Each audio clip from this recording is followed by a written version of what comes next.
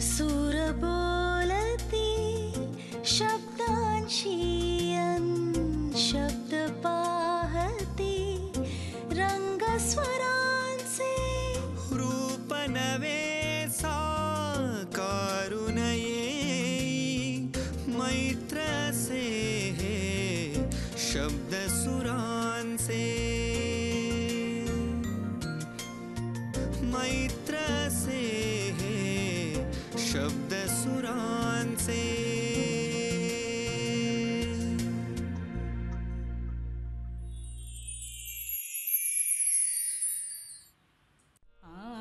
आपला महाराष्ट्र ही संतांची भूमी. संत ज्ञानेश्वर, संत तुकाराम, संत एकनाथ, संत जनाबाई या सगळ्यांनी सदाचाराचा आणि जगत कल्याणाचा विचार मांडला.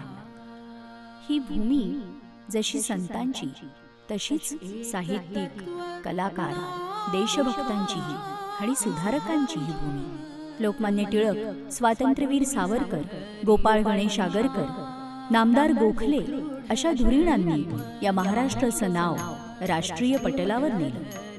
वासुदेव बळवंत फडके, चाफेकर बंधू या क्रांतिकारकांनी आपल्या प्राणांची आहुती देऊन स्वातंत्र्य समरगाथेवर आपलं नाव सुवर्णाक्षरांनी रेखलं.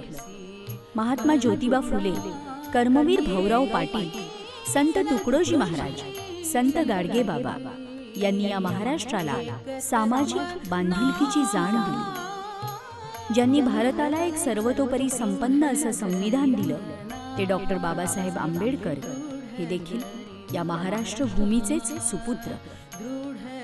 वि. स. खांडेकर, कुसुमाग्रज, विंदा करंदीकर, वसंत बापट, दया पवार, डॉक्टर भालचंद्र नेमाडे, इंदिरा संत, दुर्गा भागवत, डॉक्टर अरुणा ढेरे, मंगेश पाडगावकर, बासी मर्ढेकर या आणि अशा अनेक साहित्यिकांनी गर्भ श्रीमंत अशा साहित्य संपदेचा वारसा या महाराष्ट्रात निरंतर सुरू ठेवला. सुनील गावस्कर, सचिन तेंडुलकर हे या महाराष्ट्राचं नाव चिरंजीव करणारे महाराष्ट्राचेच चिरंजीव. महाराष्ट्रातली संगीताची परंपरा तर अक्षय तेजोमय. पंडित विष्णू दिगंबर पलुसकर यांनी संगीताला प्रतिष्ठेचं स्थान मिळवून देण्यासाठी आयुष्यभर वणवण केली. पंडित दीनानाथ मंगेशकर आणि त्यांच्या मुलांनी केलेल्या अविरत संगीत सेवेसाठी आपण महाराष्ट्रीय त्यांचे ऋणी आहोत. पंडित भीमसेन जोशी, वसंतराव देशपांडे, पंडित राम मराठे, पंडित सी.आर. व्यास, भालचंद्र पेंढारकर या आणि अशा अनेक दिग्गज कलाकारांनी भारतीय संगीत क्षेत्राला या महाराष्ट्रातून अमूल्य असं योगदान दिलं. दादासाहेब फाळके आणि भारतातले पहिले सिनियर रँगलर परांजपे आणि त्यांची नात सई परांजपे, भालजी पेंढारकर, राजा परांजपे अशा दिग्गजांनी हा महाराष्ट्र देश घडवला. छत्रपती शिवरायांनी इथे फक्त शौर्याची बीजं रोवली नाहीत, तर सत्तेतल्या सरळतेची, राजाच्या ठायी असलेल्या निर्मळ भलेपणाची बीजही रोवली. ही शौर्य गाथा या महाराष्ट्र देशी सुरूच राहिली. संयुक्त महाराष्ट्राच्या लढ्यात 106 लढवय्यांनी हौतात्म्य पत्करलं. असा आहे आपला महाराष्ट्र आणि तो घडवणारे हे इथले सर्जक सेनानी. आपली मराठी भाषा देखील सह्याद्री सातपुड्याच्या कडे खांद्यावर खेळली, नाचली, बागडली. महाराष्ट्र बदलत सुधारत गेला तशी मराठी भाषेची रूपही बदलत गेली. मंडळी, आज या मराठी भाषेच्या बदलत गेलेल्या रूपांचा धांडोळा घेऊया मैत्र हे शब्द सुरांचे या कार्यक्रमात. आ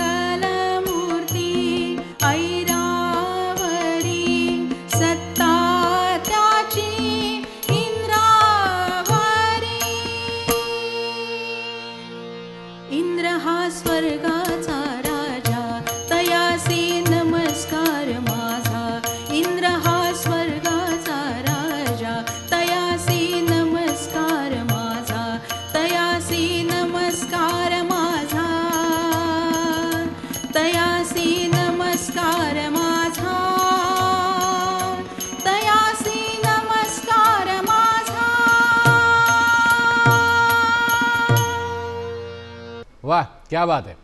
नमस्कार रसिको. मैत्र हे शब्द सुरांचे या कार्यक्रमामध्ये मी विघ्नेश जोशी तुम्हा सगळ्यांचे अगदी मनापासून स्वागत करतो. आज आपण ज्यांच्याशी गप्पा मारणार आहोत त्यांचा मराठी साहित्याचा प्रचंड अभ्यास आहे. त्यांचं मराठी भाषेवरच असं नाही तर एकंदरीतच विपुल असं लिखाण आहे. संपादक म्हणून त्यांनी काम केलेलं आहे. अशा डॉक्टर वंदना बोकील कुलकर्णी यांच्याशी आज आपण गप्पा मारणार आहोत आणि त्यांच्याकडून मराठी भाषेची रूपं कशी कशी बदलत गेली याची माहिती घेणार आहोत. वंदनाताई, आमच्या मैत्र हे शब्द सुरांचे या कार्यक्रमामध्ये तुमचे अगदी मनापासून स्वागत करतो.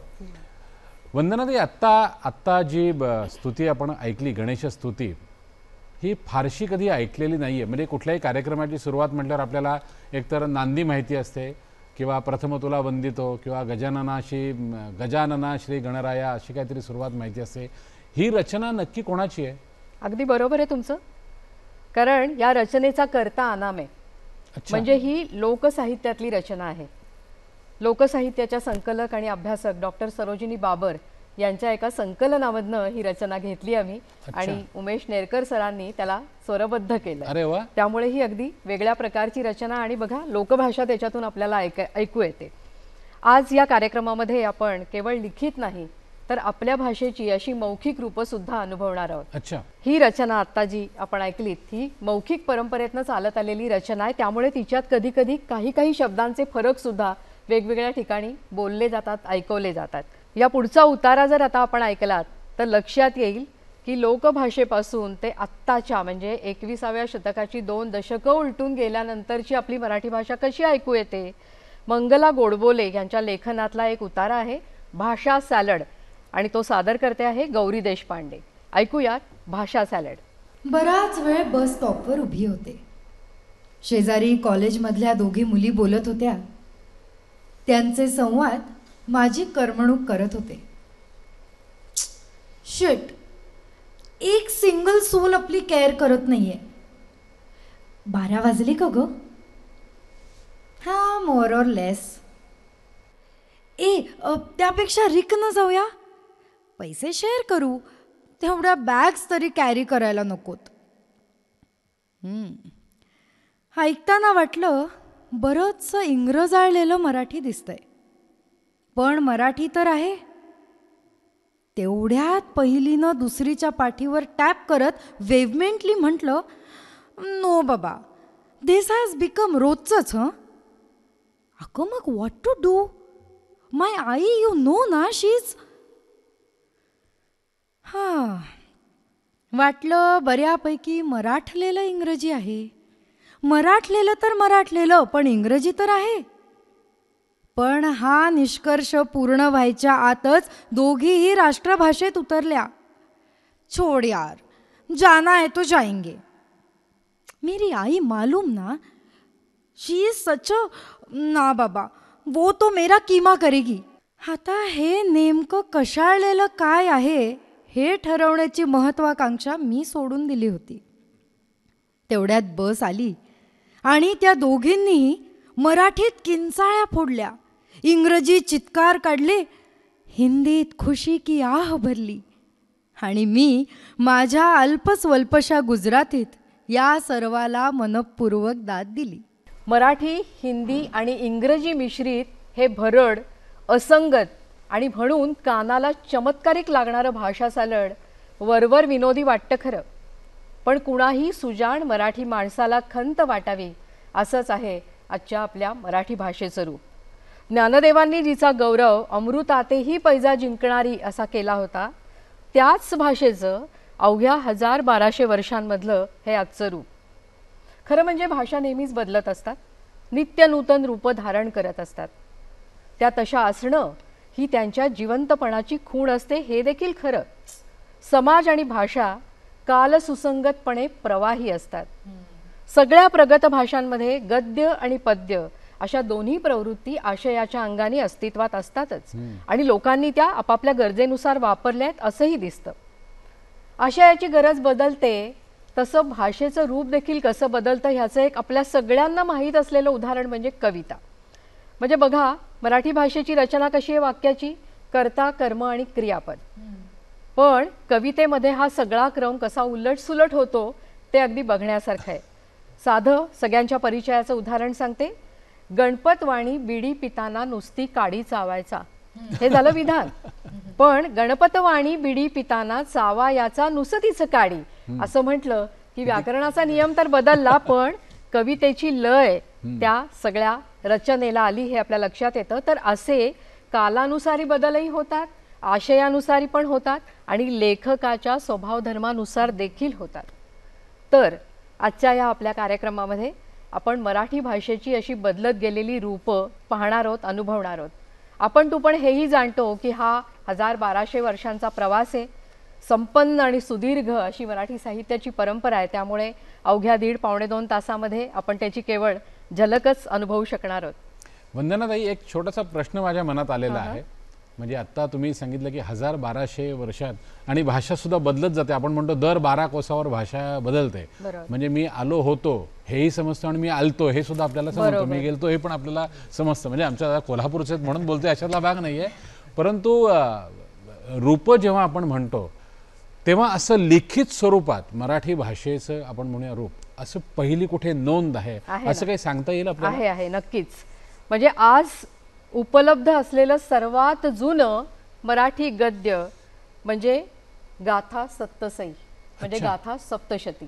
त्याचा काळ आहे इसवी सन पूर्व 200 ते इसवी सन 200. म्हणजे किती जुनं आहे बघा. आणि या 400-500 वर्षातल्या लोककाव्याचं ते संकलन आहे.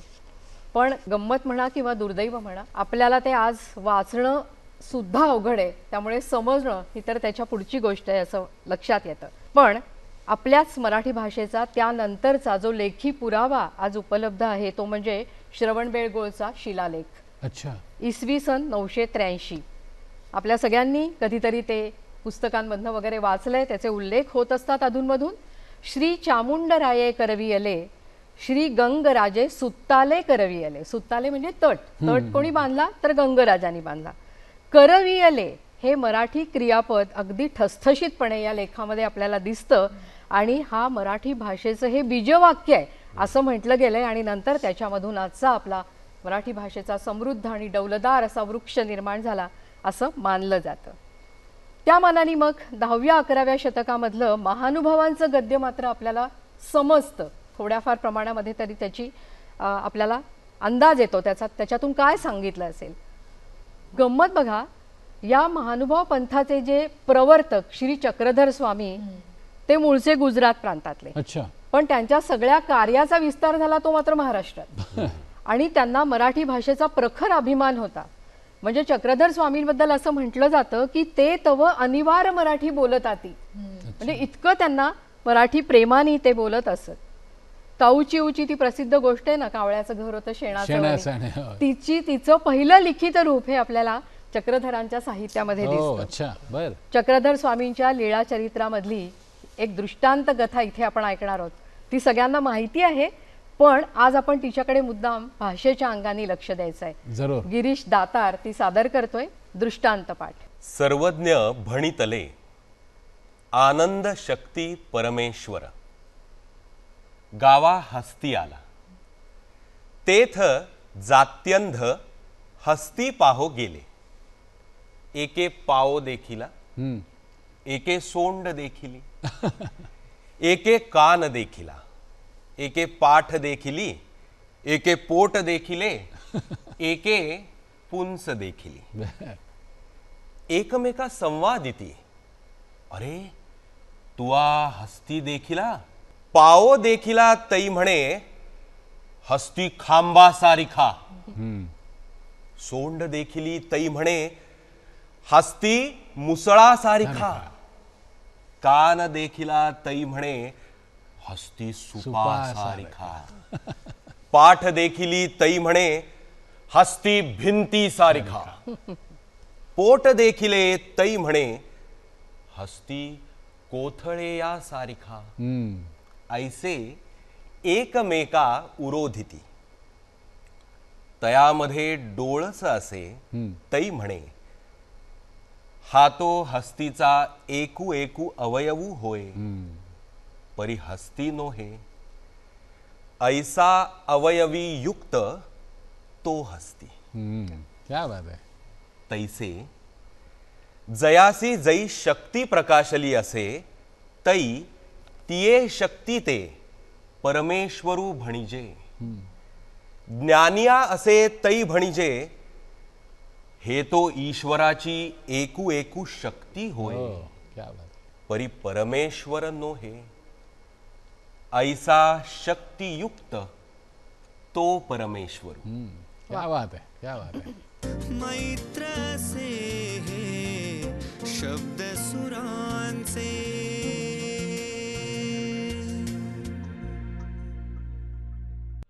डॉक्टर वंदना बोकील कुलकर्णी.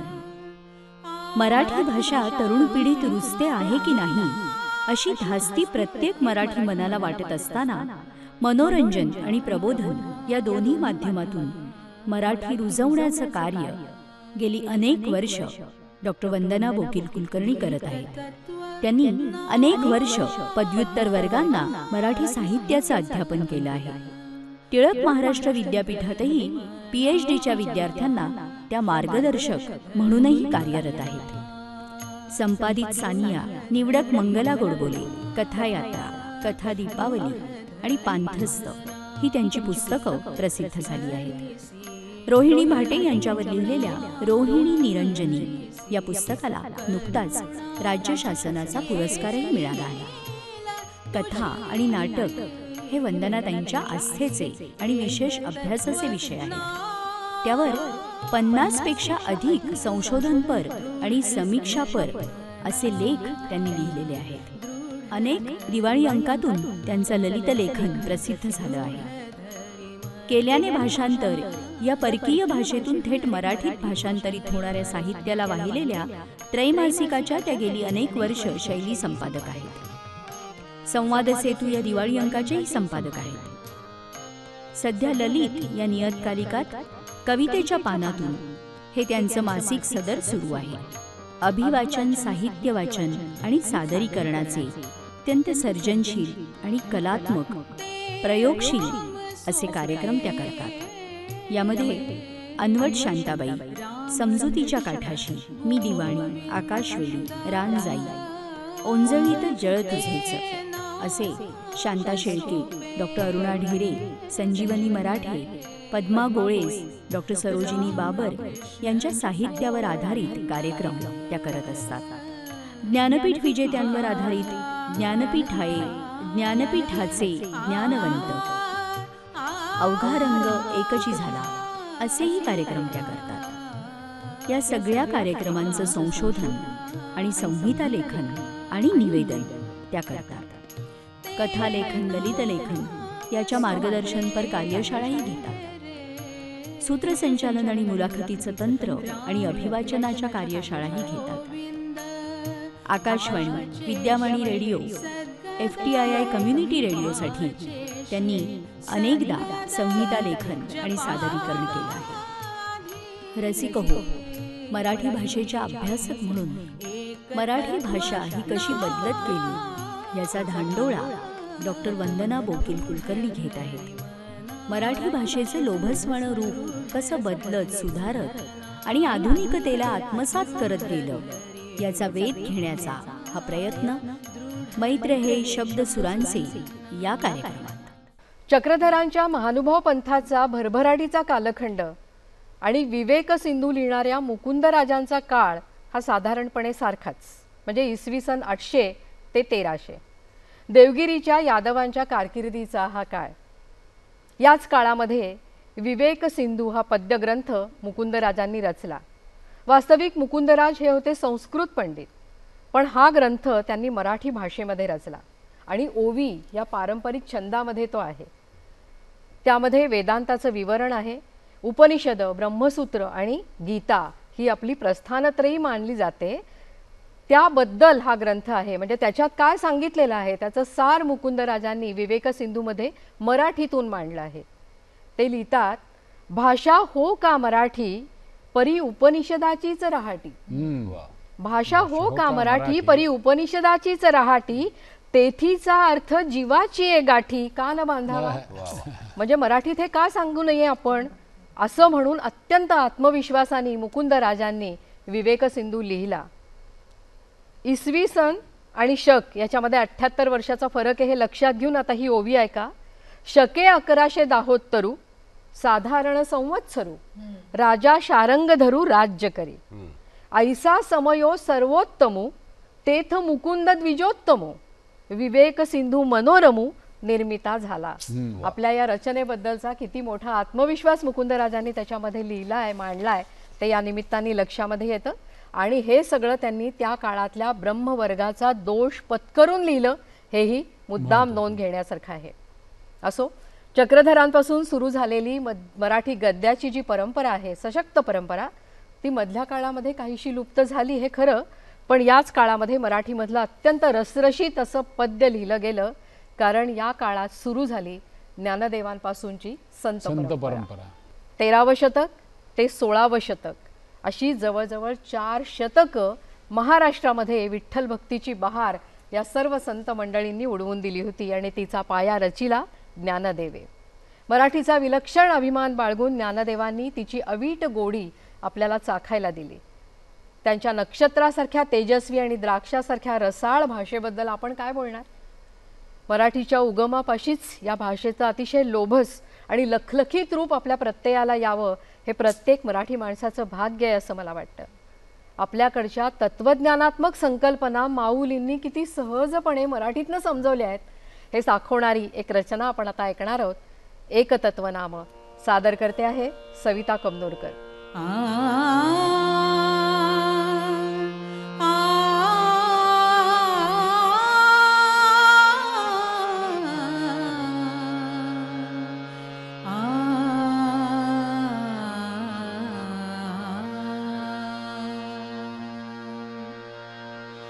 एकतत्व नाम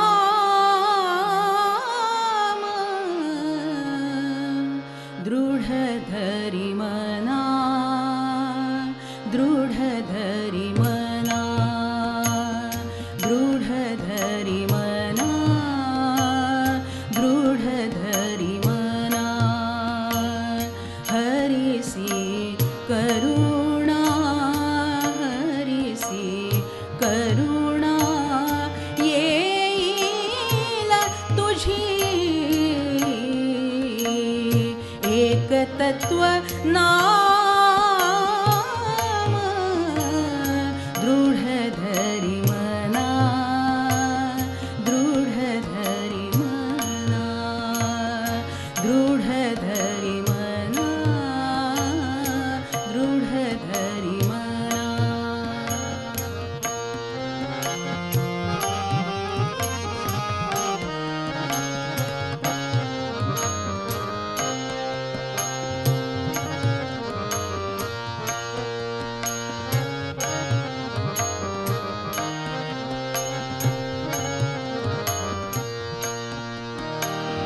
ते नाम सोपे रे राम कृष्ण गोविंद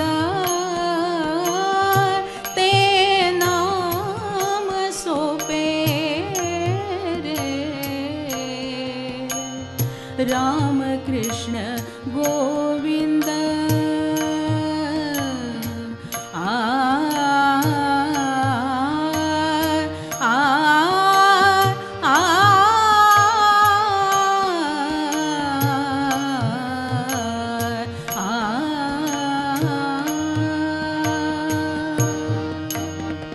ते नाम सोपे रे राम कृष्ण गोविंद वाचेशी सद्गदा वाचेशी सद्गदा जपाधी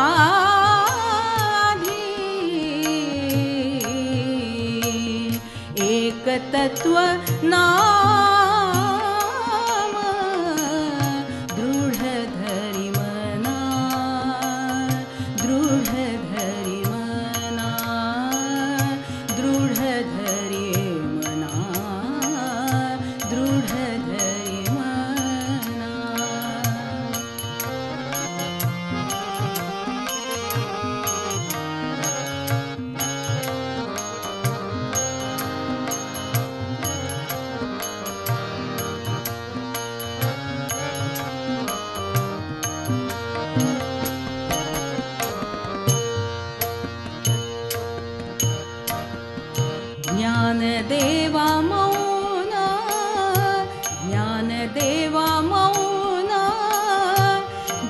जपमाळ अंतरी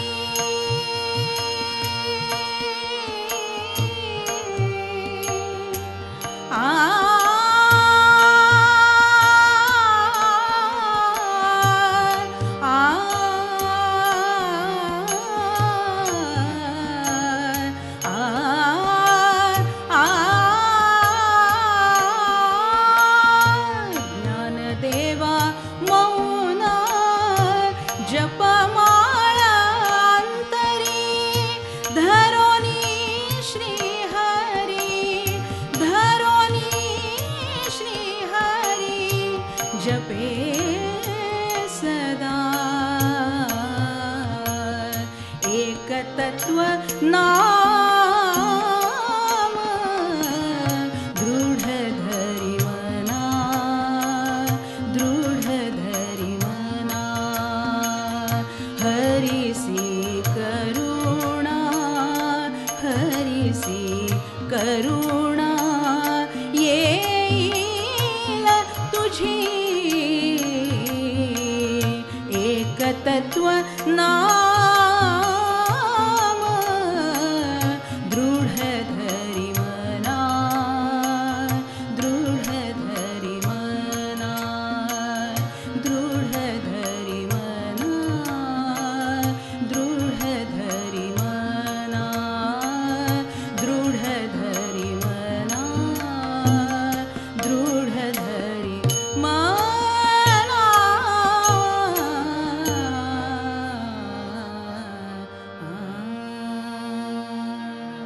निर्गुण निराकार चैतन्य तत्वाची जाणीव मनामध्ये ठेवून पण सगुण भक्तीमध्ये रंगून जाऊन समाजाला मानवतेची शिकवण देत त्या काळात ज्ञानदेवांच्या भोवती संत मेळा जमला.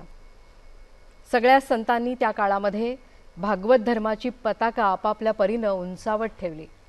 भगवत भक्तीची ही इमारत त्यांनी आपापल्या परीनं रचत नेली आणि आपल्या भाषेत म्हणजे मराठी भाषेमध्ये रचना करून आपली भाषा देखील त्याच वेळेला समृद्धही केली.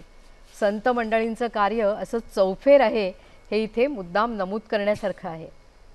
संतांच्या सगळ्याच कामाला रचनेला आत्मानुभूतीचं बळ होतं हे तर खरंच, पण त्याबरोबरीने समाजासाठी काहीतरी करणं हा सगळ्याच संतांचा हेतू होता. त्यांच्या अनेक रचनांची प्रेरणासुद्धा ती होती असं आपल्या लक्षात येतं.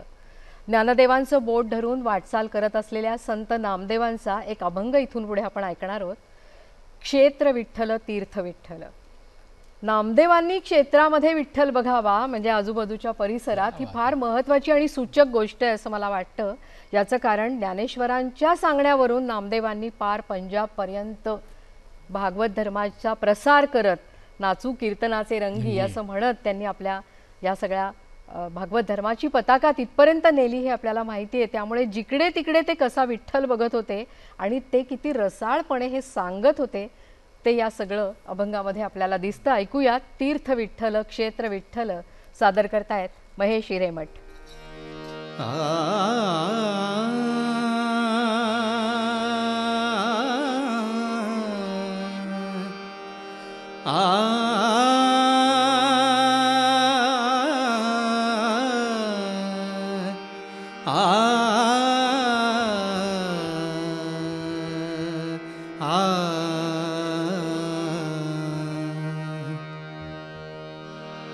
देव विठ्ठल देवपूजा विठ्ठल देव विठ्ठल देवपूजा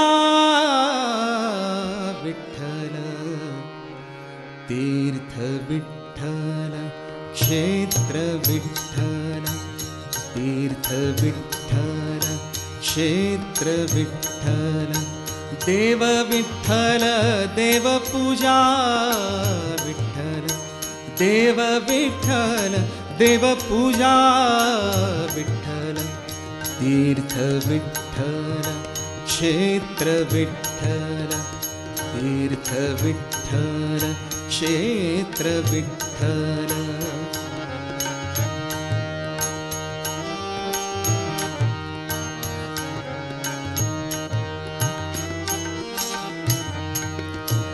गुरु विठ्ठल गुरुदेवता विठ्ठल गुरु विठ्ठल गुरुदेवता विठ्ठल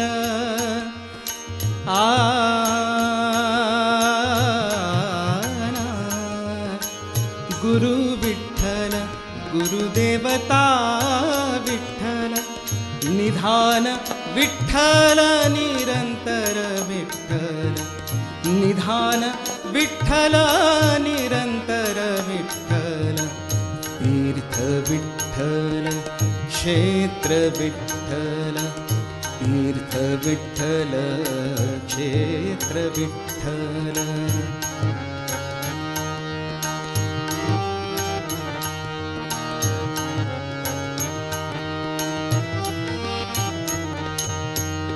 नामा म्हणे माझा विठ्ठल सापडला नामा म्हणे माझा विठ्ठल सापडला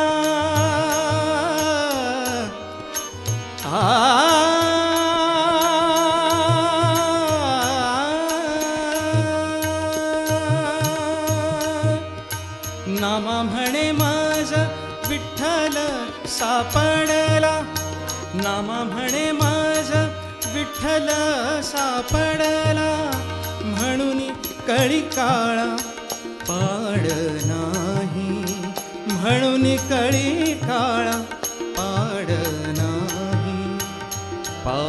नाही तीर्थ विठ्ठल क्षेत्र विठ्ठल तीर्थ विठ्ठल क्षेत्र विठ्ठल देव विठ्ठल देवपूजा विठ्ठल देव विठ्ठल देवपूजा विठ्ठल तीर्थ विठ्ठल क्षेत्र विठ्ठल तीर्थ विठ्ठल तीर्थ विठ्ठल तीर्थ विठ्ठल क्षेत्र विठ्ठल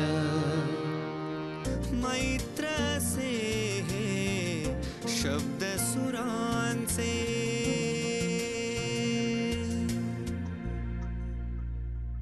ज्ञानदेवांच्या नंतर 300 वर्षांनी महाराष्ट्राच्या सांस्कृतिक जीवनाचं पुनरुत्थान घडवलं ते संत एकनाथांनी.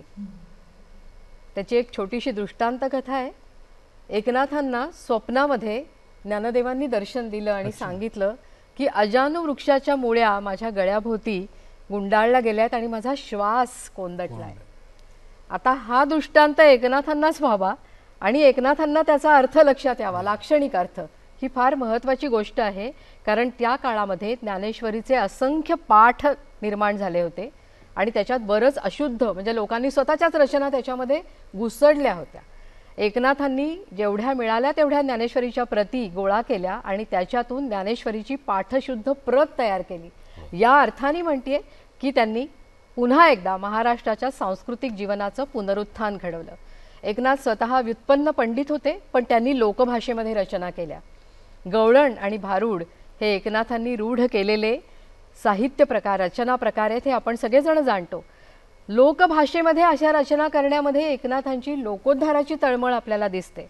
संत बहिणाबाईंनी त्यांच्या अभंगामध्ये म्हणजे ज्ञानदेवे रचिला पाया हा जो प्रसिद्ध अभंग आहे त्याच्यात त्यांनी असं म्हटलंय की एका जनार्दनी खांब दिला भागवत. हा जो भागवत धर्माला खांबाचा आधार दिला असं काम एकनाथांनी त्या काळामध्ये केलं. आणि नंतरच्या काळात न्यायमूर्ती रानड्यांसारख्यांनी असं म्हटलंय की हे महाराष्ट्राचे खरे नाथ. नाथ म्हणजे तारणहार अशा अर्थाने. साधेपणा, रसाळपणा आणि जनहिताची अत्यंतिक तळमळ हे एकनाथांच्या भाषेचं वैशिष्ट्य आहे. ते त्यांच्या अनेक रचनांमध्ये आपल्याला दिसतं.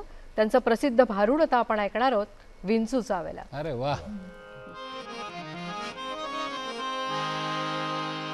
सूर्य उगवला प्रकाश पडला आडवा डोंगर तयाला माझा नमस्कार. आडवा डोंगर तयाला माझा नमस्कार. आडवा डोंगर तयाला माझा नमस्कार.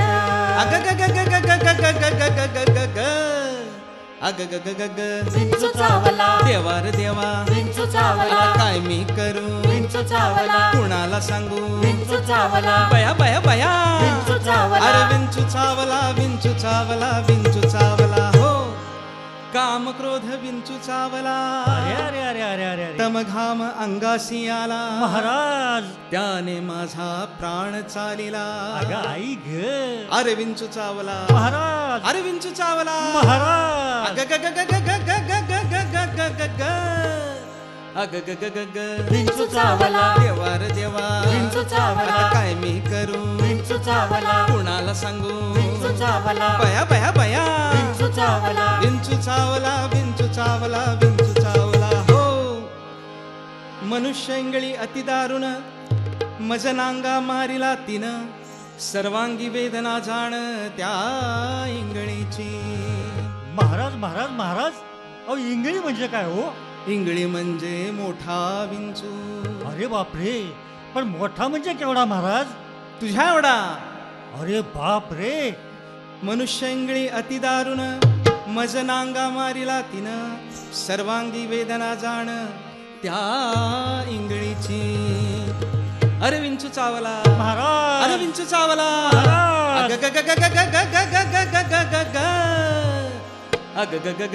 विंचू चावला देवा रे देवा विंचू चावला काय मी करू विंचू चावला कुणाला सांगू विंचू चावला बया बया बया विंचू चावला अरे विंचू चावला विंचू चावला विंचू चावला हो या विंचवाला उतारा उतारा म्हणजे गंडा दोरा दुपारती आरती पंचारती वाजंत्री संत्री मंत्री असला उतारा चालत नाही मग एक गरम गरम पावशेर महाराज काय काय अहो दूध हो दूध असलाही उतारा चालत नाही या विंचवाला उतारा तमोगुण मागे सारा एवढंच वय महाराज म्हणजे तंबाखू आणि चुना खायचं बंद करा अरे तंबाखू चुन्याचा काय संबंध हा? तमोगुण म्हणजे काय काय महाराज गर्वाने जर छातीचा फुगा फुगला असेल तर पील लावून थोडीशी हवा कमी करा मी करतो की महाराज मग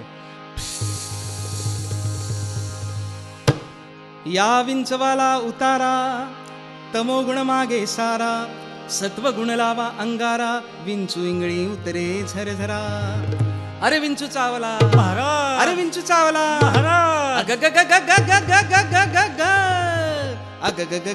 विंचू चावला देवा रे देवा विंचू चावला काय मी करू विंचू चावला कुणाला सांगू विंचू चावला बाया बाया बाया विंचू चावला अरे विंचू चावला विंचू चावला विंचू चावला हो सत्य उतारा येऊन आला का अवघा सारीला तमोगुण बरं झालं बाबा किंचित राहिली फुण फुण अजून राहिलीच का शांत केली जनार्दने पुंडलिका वरदा हरी विठ्ठल श्री ज्ञानदेव तुकाराम पंढरीनाथ महाराज की जय. वंदनाताई असं म्हणतात की ओवी अनुभवावी ज्ञानेशाची अभंग गावा तुकयाचा आर्या मोरोपंतांची श्लोक वामनाचा किंवा भारूड आणि गवळण म्हटलं की आपण संत एकनाथ महाराजांकडे येतो. या सगळ्यामध्ये ना कुठेतरी म्हणजे काव्य किंवा पद्य म्हणूया असं आहे. असं काही संत साहित्यामध्ये आपल्याला उदाहरण देता येईल का की ज्यामध्ये गद्य आहे, असं काही उदाहरण आहे? नाही. संत परंपरेमध्ये सगळी रचना ही पद्यामध्ये झालेली दिसते आपल्याला. अच्छा. विविध प्रकारच्या लोकपरंपरातले छंद संतांनी वापरले, त्याच्यात सर्वात महत्त्वाचं ओवी अभंग हे आहेतच. म्हणूनच मी सुरुवातीला म्हटलं बघा की गद्याची जी परंपरा होती ती ह्या मधल्या सगळ्या काळात काहीशी लुप्त पावली आणि तिथे सशक्त रसरशीत अशी पद्य परंपरा निर्माण झाली. पण ही काहीशी मागे पडण्याचं कारण म्हणजे गद्य परंपरा सामाजिक आणि राजकीय तर आहेतच, ती आपण कल्पना करू शकतो, तो वेगळाच एक विषय आहे. पण या काळात महाराष्ट्रामध्ये सतत परकीय आक्रमणं होत होती. या सगळ्यापासून आपल्या भाषेचं रक्षण करणं आणि आपल्या संस्कृतीचं रक्षण करणं हेही संत मंडळाचं काम होतं आणि म्हणून पद्य हे पाठांतराला सोपं, त्यामुळे पद्यामध्ये ह्या रचना सगळ्या झालेल्या आपल्याला दिसतात. आणि संतांना लोकोद्धाराची कळकळ होती हे आपल्याला माहितीच आहे. बुडते हे जन न देखवे डोळा, याच प्रेरणेने त्यांनी सगळं साहित्य निर्माण केलेलं असल्यामुळे या काळातली सगळी रचना ही पद्य रचना आहे असं आपल्याला दिसतं. पण जरी महानुभाव काळानंतर जी गद्य रचना किंवा गद्य लेखन हे लुप्त झालं असं म्हटलं तरी सुद्धा ते पुन्हा एकदा 16व्या 17व्या शतकामध्ये शिवकाळात आणि नंतर पेशवाईपर्यंत आपल्याला दिसतं अत्यंत रसरशीत अशी पुन्हा गद्याची परंपरा नव्याने निर्माण झाली असं दिसतं आपल्याला. राज्य व्यवहार पत्र आणि बखरींच्या रूपानं ती आपल्याला दिसते. या काळातल्या मराठी गद्याचा एक अजोड नमुना म्हणून शिवाजी महाराजांचं आज्ञापत्र आपल्याला पाहता येतं. याविषयी फारसं सर्वसामान्यांना माहीत असत नाही, पण शिवाजी महाराजांनी वेळोवेळी ज्या आज्ञा दिल्या, म्हणजे अगदी झाडं तोडण्यापासून ते सैन्याची रचना कशी असावी इथपर्यंतच्या त्या सगळ्या आज्ञा एकत्रित करून रामचंद्र पंत अमात्य यांनी त्या संकलित स्वरूपामध्ये तयार केल्या. याचं कारण पुढच्या राजकुमारांचं शिक्षण त्या आज्ञांच्या अनुषंगाने व्हावं. इसवी सन 1715. तर आज्ञापत्रातला एक छोटासा उतारा आता गिरीश दातार सादर करतायत. भाषा आपण लक्षपूर्वक ऐकूयात. संस्कृत तत्सम शब्द, मराठीमध्ये संस्कृतमधून आलेले तद्भव शब्द आणि त्या काळामध्ये मराठीत आलेले उर्दू आणि फारसी शब्द, या सगळ्यांनी एक अत्यंत डौलदार असं मराठी गद्य आज्ञापत्रामध्ये निर्माण झालंय. आपण त्यातला एक छोटासा अंश ऐकूयात. जरूर. लक्षणिक मनुष्ये एक समयावच्छेदे मिळतात असे नाही. याकरिता देशात, लष्करात, गडात, किल्ल्यात फिरते समयी मनुष्यांची आस्था धरून कारभार्यान विरहित जेथे जे उत्तम प्रतीचे मनुष्य आढळेल ते समागमे घेऊन माया लावून परीक्षा करून मग हुजराती ठेवावे. असा जो जमाव ठेवावा त्यास रात्रंदिवस दरबारच्या चौक्या पहारे नेमून देऊन त्याप्रमाणे त्यांची नित्य नित्य हजेरी पाहत जावी. एक वेळ हजीर न जाहला तर समजावून सांगावे. मागुती अंतर पडेल तर दटावून सांगावे. जागा करावा. इतक्यावर मोईंप्रमाणे चौकी पहारा न राखेच तर परिच्छिन्न दूर करावा. शासनायोग्य अन्याय केल्यास तेच क्षणी यथायोग्य शासन करावे. भीड धरू नये. मुळी हुजरातीमध्ये मर्यादा न चाले तर बाहेर काय चालो पाहते. याकरिता हुजरातीमध्ये बेबंद सर्वथा होऊ देऊ नये. संत आणि समर्थ अशी दोन्ही रूपं ज्यांच्यामध्ये एकवटली होती, त्या समर्थ रामदासांचं कार्य किती कालसुसंगत होतं हे त्यांच्या रचना आज आपल्याला सांगतात. म्हणजे एकीकडे दासबोधामध्ये समर्थांनी मूर्खाची लक्षणं सांगितली आणि दुसरीकडे मनाचे श्लोक लिहून मानसशास्त्राची जाणकारी सुद्धा दाखवली. आणि त्याचवेळी त्या काळात शिवाजी महाराजांनी जो मोठा धडाडीचा उद्योग आरंभला होता तिकडे सुद्धा समर्थांचं अत्यंत बारकाईनं लक्ष होतं. आनंद वनभुवनी या त्यांच्या रचनेमध्ये त्यांनी त्या काळातल्या महाराष्ट्राचं अत्यंत आशावादी असं चित्र रेखाटलंय. काशी क्षेत्राला आनंदवन भुवन म्हटलं जात होतं. हे लक्षात घेतलं तर समर्थांनी महाराष्ट्राला ते अभिधान द्यावं याच्यामध्ये समर्थांचा आशावादही दिसतो आणि सगळ्यात महत्त्वाचं महाराजांच्या कार्यकर्तृत्वावरचा त्यांचा विश्वासही दिसतो. समर्थांच्या साक्षात्काराचा रोकडा अनुभव तर या सगळ्या रचनेला आहेच. त्यामुळेच निर्मळ जाहली पृथ्वी असे शब्द त्यांनी या रचनेमध्ये वापरलेत.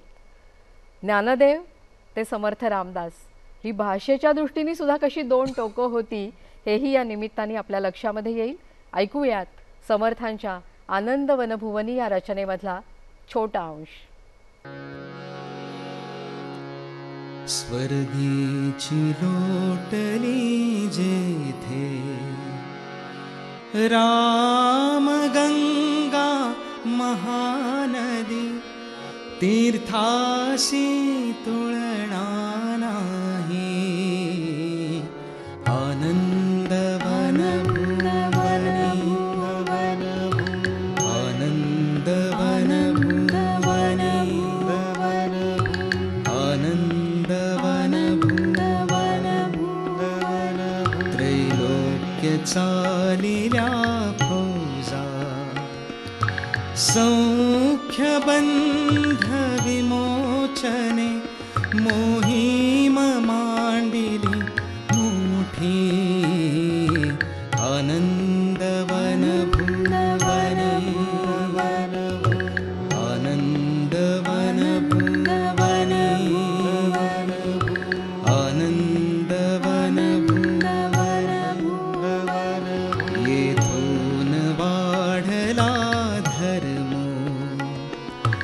रमाधर्म समागमे संतोष मांडला मोठा आनंद वनभुवन आनंद वनभुवन आनंद वनभुवन बुडाली सर्व ही पापे हिंदुस्थान बळावले हिंदुस्थान बळावले अभक्तांचा क्षयो झाला आनंद वनभुवने आनंद वनभुवने आनंद वनभुवने आनंद वनभुवने आनंद वनभुवने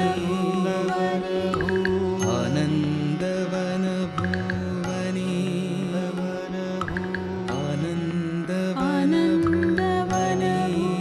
वनभुवने. वाह वंदनाताई, क्या बात है. मैत्र से हे शब्द सुरांचे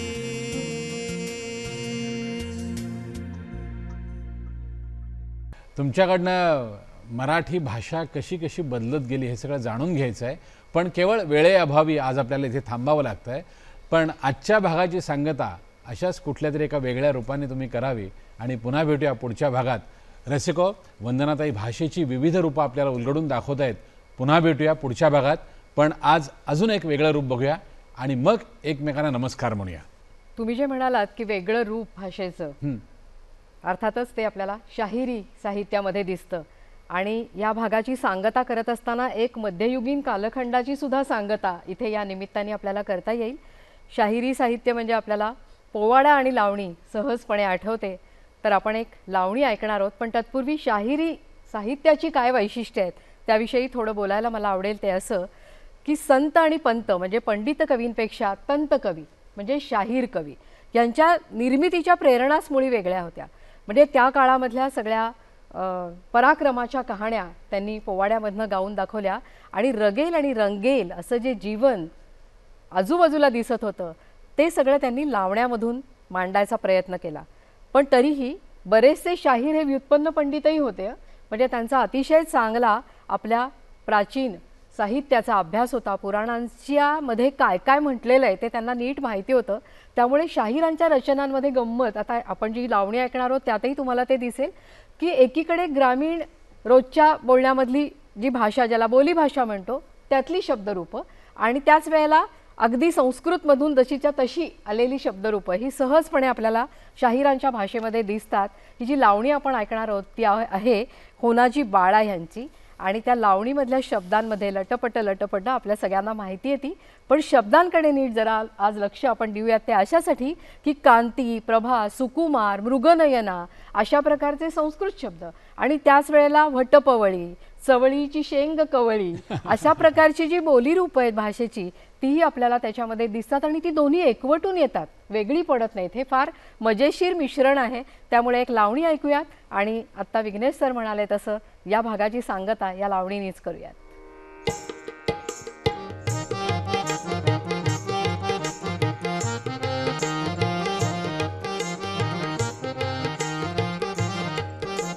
लटपट लटपट लटपट लटपट तुझं चालण ग मोठ्या नखऱ्याचं, चालण ग मोठ्या नखऱ्याचं, बोलण ग मंजुळ मैनेचं, बोलण ग मंजुळ मैनेचं. नारी ग नारी ग नारी ग नारी ग नारी ग. लटपट लटपट लटपट लटपट तुझं चालण.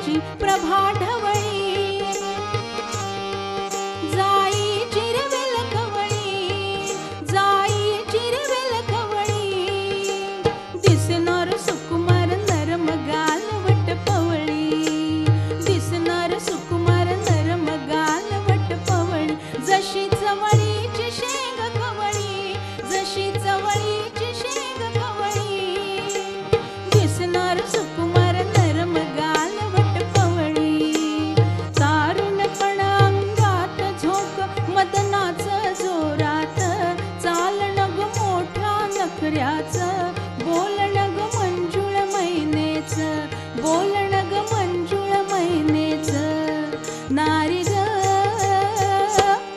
नारी ग नारी ग नारी ग नारी ग लटपट लटपट लटपट लटपट तुझं चालणं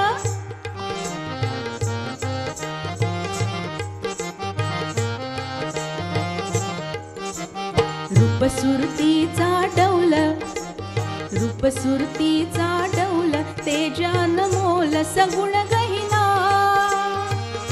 जशी का पिंजऱ्यातील मैना जशी का पिंजऱ्यातील मैना हिच्यासाठी कितीकांची जन लोकात झाली दैना हिच्यासाठी कितीकांची जन लोकात झाली दैना अशी ही चंचल मृगनयना अशी ही चंचल मृगनयना हिच्यासाठी कितीकांची जन लोकात झाली दैना निर्मळ कोमल तेज ग जैसे तुटत्या ताऱ्याचं चालणं ग मोठ्या नखऱ्याचं बोलणं ग मंजुळ मैनेचं बोलणं ग मंजुळ मैनेचं नारी